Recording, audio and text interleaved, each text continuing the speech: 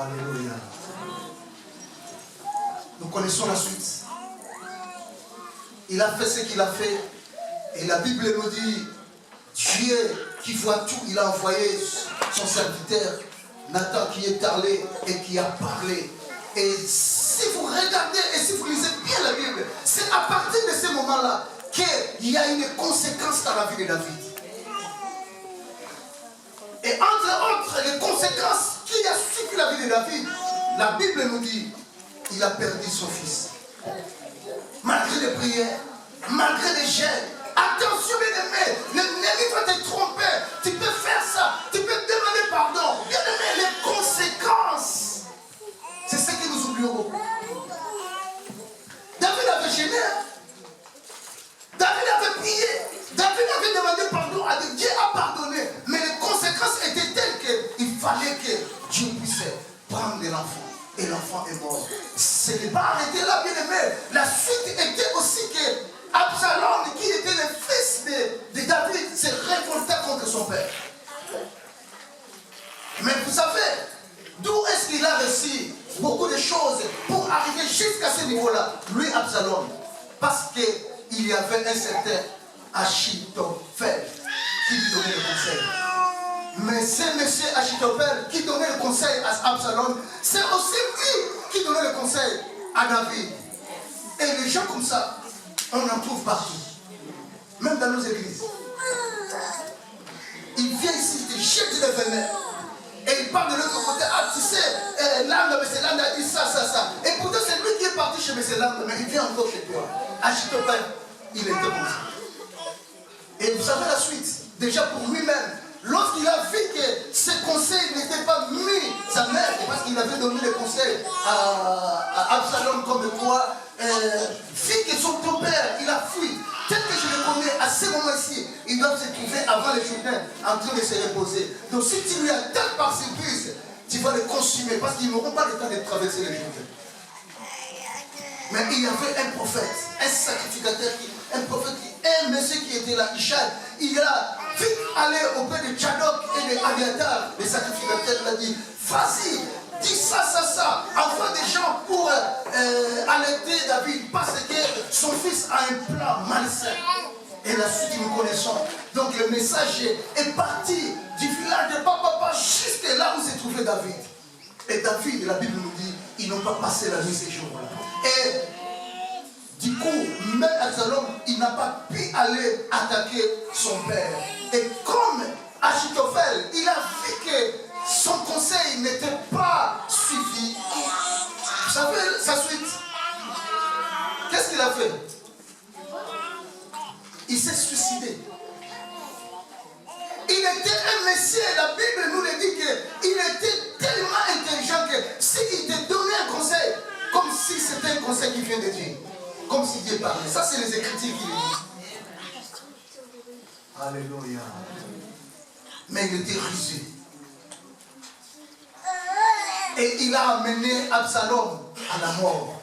Parce que Absalom est mort d'une manière vraiment, je dis, qui n'était pas bonne. Alléluia. L'intelligence obscurcie. Quand l'intelligence obscurcie vit ou est dans ta vie bien-aimée, ça va te pousser à beaucoup de choses. Mais nous voulons passer dans le deuxième point. Je vais m'arrêter là parce que nous avons la seule comme j'ai dit. Nous avons une autre intelligence qui est l'intelligence éclairée.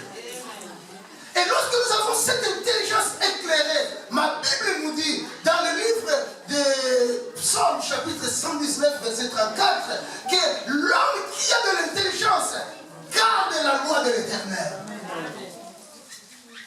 Celui qui a de l'intelligence, il va garder la loi de l'Éternel. Comme quoi, ça, tu ne peux pas faire. Bien aimé, si nous gardons la loi de l'Éternel, quels que soient les problèmes qui peuvent être devant nous, quelle que soit la situation qui peut être devant nous, Dieu fera en sorte qu'un jour, il puisse nous faire sortir de cette situation. Parce que nous avons la parole de Dieu en nous. Alléluia.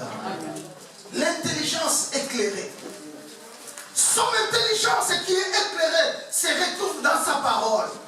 Parce que la Bible nous dit, la parole de Dieu est pour nous une lumière devant nos pieds. Amen. bien-aimé, de comprendre sur tous les temps, comme le fils d'Isaacar. Ils étaient intelligents de comprendre, de discerner les temps. Bien-aimé dans le Seigneur, nous devons arriver. Vous devez arriver. Nous devons arriver à comprendre les temps. Ces temps que nous passons, c'est des temps dangereux. L'Église peut être levée au jour d'aujourd'hui. L'enlèvement peut arriver ce soir, bien-aimé dans le Seigneur. Que personne ne te trompe. Ce n'est pas enfin que nous faisons ce soir ici. C'est pour préparer notre chemin de vie. Mais je ne dis pas que les choses vont s'arrêter. Les choses vont continuer. Mais c'est là où nous allons basculer à un autre monde. Le monde sera toujours monde, comme vous le voyez. Mais les choses que les gens vont vivre après l'enlèvement sera-t-elle que bien-aimé? Terrible. Voilà pourquoi Dieu prépare son Église. Mais pour comprendre les choses, dans ce que Dieu est en train de faire aujourd'hui, il faut avoir de l'intelligence. Ne sois pas comme cet homme de Dieu, cet évangéliste. Il dira que j'ai trop galéré au pays. Il est venu ici, lorsque dans l'église il venait, on parlait des jeûnes, des prières. Il a dit, moi ces choses-là, non, nous sommes là déjà en Europe, qui nous laissent un peu, ils gênent, alléluia. Vous ne savez pas que les gènes apportent beaucoup de choses dans la vie d'un chrétien. Alléluia. Et attention, parce que Dieu parle toujours au travers de ses serviteurs. Lorsque Dieu voit quelque chose venir, Dieu avertit au travers de ses instruments. Tu es prudent, tu es intelligent, tu les prends. Tu n'es pas intelligent, tu les déconsidères. Ce n'est que toi. Je voulais dire à l'église, à propos de cela. Dieu m'a parlé d'un message. Malheureusement, pour moi, j'ai dit, je n'ai pas retenu le visage de la personne. Mais beaucoup plus, c'était une femme. Il faut lui dire, je lui donne encore une seconde chance. C'était très très bien dit. Une seconde chance. Ça, c'est les propos qui ont été tenus. Sinon, je viendrai. Je ne sais pas de qui s'agit-il. Je demandais à Dieu, mais pourquoi j'ai encore prié après. Un jour, j'ai dit, Seigneur, ouvre-moi, je vais voir la personne en question. Et si possible, je le verrai en face et je vais lui parler. On a dit, on te donne encore une seconde chance. En quoi? Je ne sais pas. Donc Dieu est capable peut-être de frapper, Dieu est capable peut-être de faire quelque chose. Je ne sais pas quelle est cette personne, mais j'ai dit, tu peux prendre ça pour toi. Ça peut t'aider. Qu'est-ce que Dieu te donne comme une seconde chance? Qu'est-ce que tu as fait? Non, je sais pas. Alléluia. L'intelligence éclairée. Lorsqu'on n'a pas cette intelligence éclairée, mes frères et sœurs, vous savez, nous courons un danger permanent. Parce que tu n'as pas l'intelligence éclairée, tes yeux ne sont pas éclairés, tu ne vois pas. Ne croyez pas que c'est seulement lorsqu'on vit dans le péché qu'on ne peut pas avoir l'intelligence éclairée. Non. Même lorsqu'on est ignorant, bien aimé, de beaucoup de choses, ton intelligence n'est pas éclairée. Je donne l'exemple des disciples d'Emmaüs. Ils ne vivaient pas dans le péché. Mais la Bible nous dit, ce matin-là, ils ont quitté Jérusalem pour aller à Emmaüs. Et ils s'entretenaient en cours de route. Et il y a une troisième personne qui est venue entrer dans leur parcours. Et ils s'entretenaient en cours de route. Ils parlaient de Jésus-Christ. Et Jésus a posé la question, mais de quoi parlez-vous? Depuis que je vous ai rejoint, vous parlez de... Et les deux messieurs m'ont dit, monsieur, tu es la seule personne qui séjourne à Jérusalem et qui ne sait pas ce qui se passe. On a dit, mais c'est quoi? Mais à propos de Jésus, cet homme, il commençait à parler de Jésus. Oh, c'était Jésus lui-même qui était là. Et ils ont fait un long chemin. Et la Bible même nous dit qu'ils ont fait toute la journée ensemble.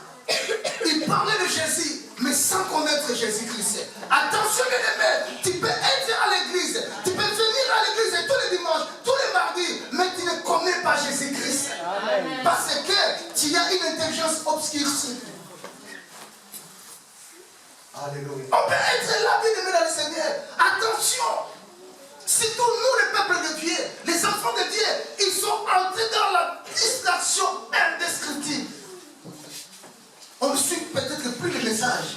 Regarde dans nos maisons aujourd'hui. Ce qui prime aujourd'hui, c'est quoi? Facebook, suivre. Ah, t'as pas dit, on va commenter. On sort des insanités. On est en train de pécher sans les savoir. On n'a pas le temps de prière. On n'a pas le temps de maîtriser ou de lire la Bible. Mais nous sommes entrés dans une distraction incroyable. Peuple de Dieu, réveillez-nous, bien-aimés. Pourquoi? Parce qu'il y a l'intelligence. Réveille-toi. L'intelligence obscure. L'ennemi fait influencer, l'affecter. Ce sont des venins pour te décourager, pour te carrer loin du Seigneur. Si tu ne comprends pas, tu vas marcher comme ça, bien-aimé. Et lorsque tu te rends compte, il y a déjà des casses. Alléluia. Je donnais l'exemple ici, c'était vendredi quand nous étions ici la nuit. Oui, le bien-aimé. Après, dans notre partage, j'ai dit, à une époque, moi j'étais à Hollande avec le bien-aimé, vendait, tout ça. Vous savez ce qu'on faisait? Lorsqu'on ferme le magasin, comme on vendait, donc on avait toutes les nouveautés. On était en jour. Et c'est tout ce qui était des cassettes de théâtre. Je ne dis pas que le théâtre c'est mauvais. Rassure-toi. Tu vas dire, ah, mais tu as vu, il passait là. Non. Mais qu'est-ce que nous faisions? Toutes les nouveautés, on était obligés de les regarder, de les suivre. Et on pouvait aller même jusqu'à 2h du matin. Et ça m'est arrivé comme ça, je pense, pendant tout un mois. Mais un jour, le Saint-Esprit m'a parlé. Mais tu ne trouves pas que tu es en train d'aller dans les trous? Parce que je n'avais plus assez de temps pour le Seigneur. Et j'ai pris une décision. L'intelligence, Dieu l'a renouvelée. Il a dit, attention, tu es sur une pente très très dangereuse. Mais en fait, le théâtre n'est pas mauvais.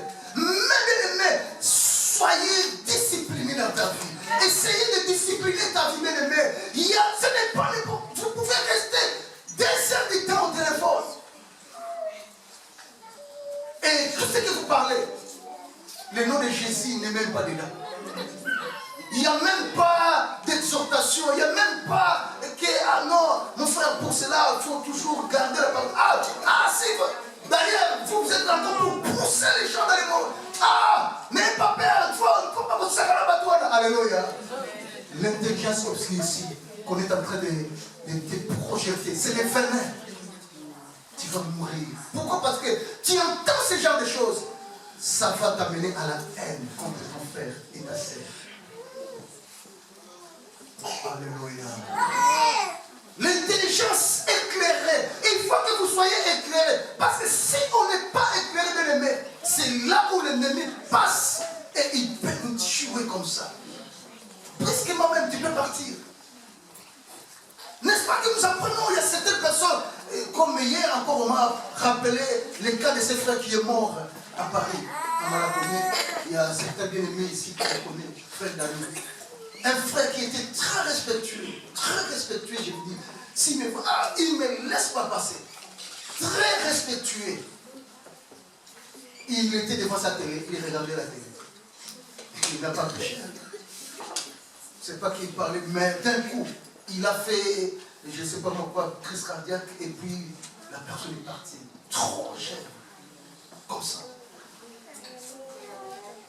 Tu auras le temps de demander pardon à Dieu. Alléluia.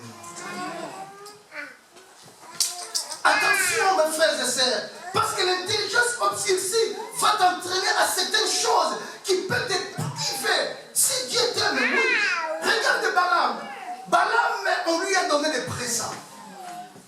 Ça, c'est l'œuvre du diable. Pour jeter des venin dans la vie de quelqu'un. Surtout s'il a étudié que tu es facilement maniable, bien aimé, il va venir avec les cadeaux, comme on a fait à Balaam. On lui a apporté les cadeaux. On a dit, ce peuple-là, qui est en train de venir, nous ne voulons pas de ce peuple-là. Maudit-le. Et Balaam, dans un premier temps, il dit, mais c'est un peuple qui on a dit, ça c'est le problème, c'est rien. Toi, tu me fais que dire des mots. Qu'est-ce que ça te coûte? Et Balaam, En fait de compte, on l'a convaincu. La Bible nous dit, Balaam, il a reçu une intelligence obscurcie et il a pris l'âme, il est monté, il devait aller pour aller maudire le peuple de Dieu. Et la Bible nous dit, en plein chemin, il a vu son âme qui n'arrivait plus à bouger. Il lui frappe, mais toi, qu'est-ce qui se passe? Allez, avancez. Et l'âme n'arrivait pas. Il commençait à reculer. Il a dit, mais qu'est-ce qui se passe? Alléluia. La fin de compte, l'âme a parlé. Tu attends que l'âme parle pour que tu puisses changer de cap. Tu n'auras peut-être pas la même chance que Balaam. Balaam, l'âme a parlé. Et toi qui vas parler? Parce que déjà là on parle. Nous sommes comme des l'âne. Tu ne nous écoutes pas. L'âne a dit, tous les jours, tu montes sur moi. Est-ce que tu m'as déjà vu avec ces comportements? Jamais. Est-ce que tu ne vois pas devant moi? Il a dit quoi? Il a dit, mais devant moi, il y a un ange qui est là. Et il était là avec l'épée, il balançait l'épée. Et l'ange a dit, il faut dire merci à cet homme. Parce que ni c'était cet homme, aujourd'hui, tu seras mort. Alléluia. Parce que lorsqu'on a une intelligence obscure, on ne peut rien voir. Mais oh, Dieu nous a donné de l'intelligence, bien-aimée. Et surtout lorsque nous sommes en communion parfaite avec Dieu, pour que nous puissions voir certaines choses. Non, bien-aimé, la vie que nous vivons ici, certaines choses ne peuvent pas te passer outre, bien-aimé dans le Seigneur. Il faut que tu voies. Oui, bien-aimé. Il faut que Dieu t'ouvre les yeux. Il faut que tu voies certaines choses dans ta vie. Voilà pourquoi, dans l'intelligence éclairée, Job l'a fait. Et un jour, Satan a commis l'erreur. Il a parcouru, il a regardé Job et il a dit, c'est monsieur, tout ce qu'il est en train de faire parce qu'il est béni. Non, je vais aller demander la permission auprès de Dieu pour, si Dieu peut m'autoriser, que j'essaie un peu de bouger ce monsieur. Et je pense qu'il ne va pas continuer. Il a fait le tour. Attention, le diable est en train de faire le tour dans ta vie. Il est en train de regarder dans ta vie. Qu'est-ce qu'il peut voir en toi? Qu'est-ce qui fait que tu puisses rester collé à Jésus-Christ? C'est ce qu'il va toucher. Il est allé auprès de Dieu.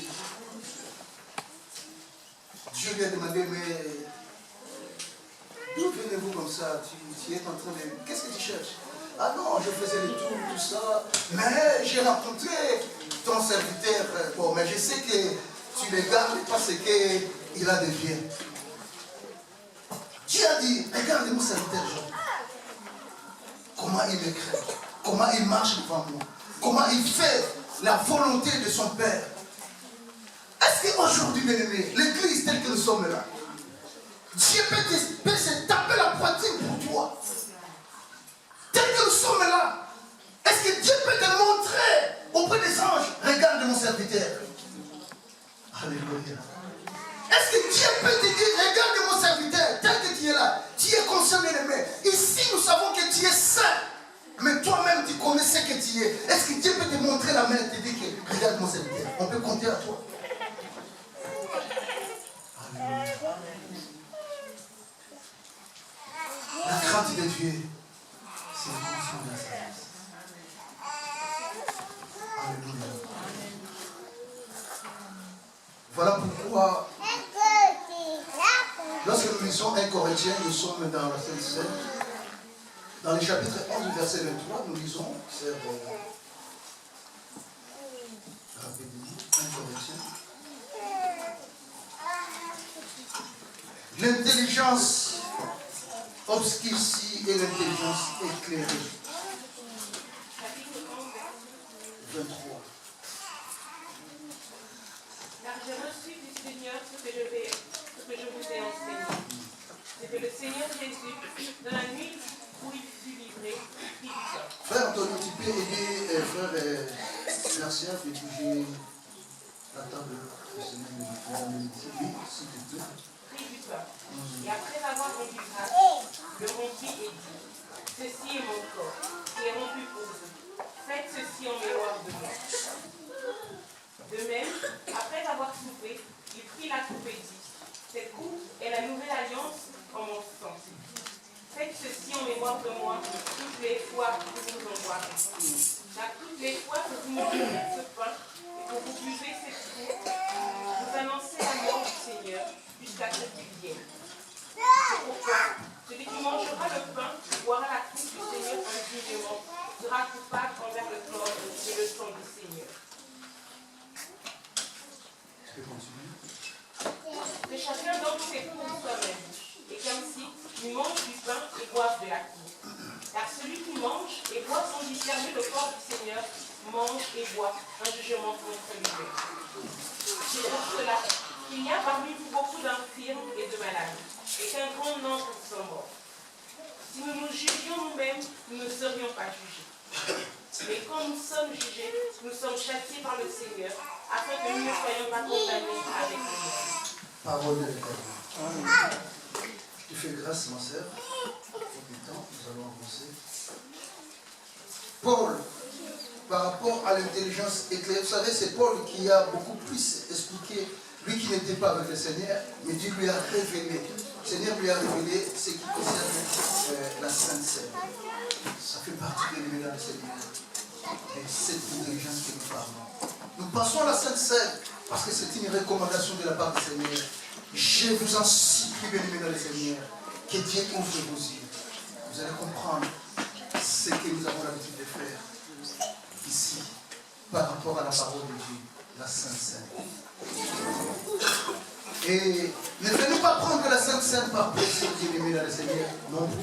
Mais je veux que tu puisses comprendre ces gestes que nous faisons. Pourquoi? Parce que si Dieu t'ouvre les yeux de comprendre, bien-aimé, tu comprendras les choses. C'est au travers de la Sainte Seine que Judas n'a pas pu supporter de rester ensemble avec les autres. Pourquoi? Parce qu'il avait déjà un cœur avec une intelligence aussi.